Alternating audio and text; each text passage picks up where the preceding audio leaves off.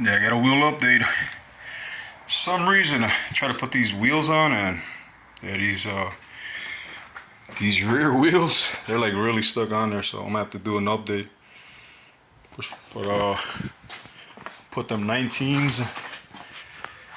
I thought they were 9s, but now they're well, you measure them, they're kind of like 19 by 9, but they're actually 8.5.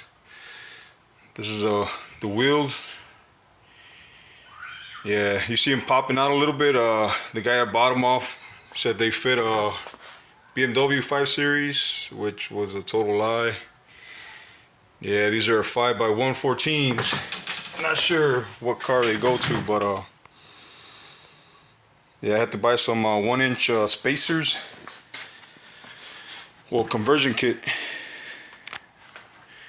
Yeah, 1-inch conversion kit. Damn. And that's how they look. Yeah, like I said, it pop out pretty good. I think they're just flush with them. Like I said, it's a square set of 19 by 8.5s. Yeah, I had to put some, like I said, some 1-inch conversion kits from 5 120s to 5 114s. Yeah, I don't know, these spacers and adapters are pretty iffy to me. I never tried them, but I'm gonna try these out. Hopefully everything goes well.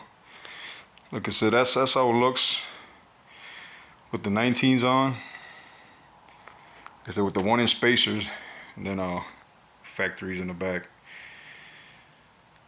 Once I install them, I'm gonna have to go to a tire shop because there's no way. I tried everything, sledgehammer, all kinds of stuff, and they just ain't coming off.